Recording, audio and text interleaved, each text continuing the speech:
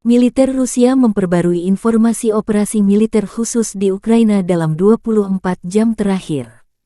Juru bicara militer Rusia Letnan Jenderal Igor Konashenkov pertanggal 29 Desember melansir terjadi kontak senjata di sejumlah wilayah. Pasukan rudal dan artileri Federasi Rusia menetralkan 4 pos komando Ukraina di dekat Kherson, Kupiansk, Novosinovo, wilayah Kharkov dan Gavrilovka, wilayah Dnepropetrovsk, serta 83 unit artileri pada posisi tembak, tenaga kerja dan perangkat keras militer di 102 area diserang. 3 depot persenjataan artileri Angkatan Bersenjata Ukraina L dihancurkan di dekat Seversk dan Artyomovsk, Republik Rakyat Donetsk, serta di dekat Stepnoye, wilayah Zaporozhye.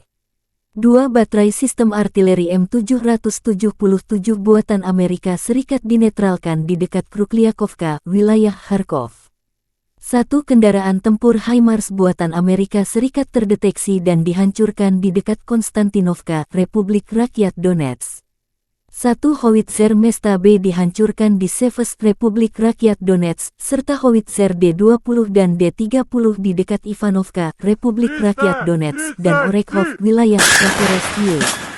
Secara total, Igor Konashenkov melansir 354 pesawat terbang dan 194 helikopter, 2.741 kendaraan udara tak berawak Angkatan Bersenjata Ukraina telah dinetralkan, termasuk 399 sistem rudal pertahanan udara, 7.296 tank dan kendaraan tempur lapis baja lainnya, 953 kendaraan tempur yang dilengkapi dengan MLRS.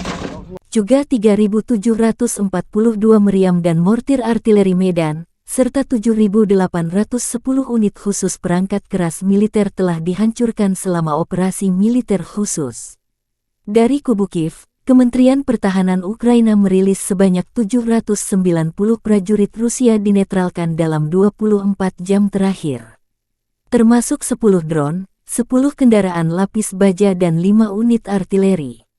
Secara total Rusia kehilangan 104.560 prajurit sejak awal serangan, termasuk 283 jet tempur, 268 helikopter serta 1.717 drone. Juga 3.018 tanks serta 2.004 unit artileri. Panglima Angkatan Bersenjata Ukraina Jenderal Valery Zaluzhny mengklaim menembak jatuh 54 rudal jarak jauh Rusia dari total 69 rudal yang dikirim ke sejumlah wilayah dalam serangan besar-besaran Kamis pagi. 11 drone Shahed Rusia buatan Iran juga ditembak jatuh. Jenderal Zaluzhny menyebut pertahanan udara Ukraina semakin efektif.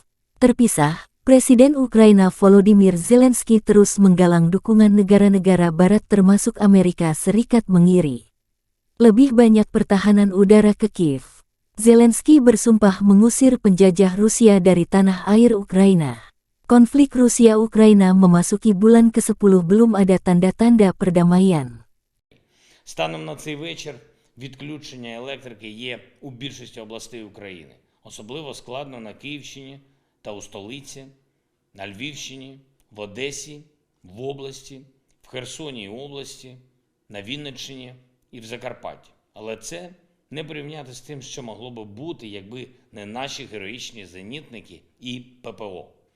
З кожним таким ракетним ударом Росія лише глибше заганяє себе в глухий кут. Terima kasih sudah nonton. Jangan lupa like, subscribe, dan share ya.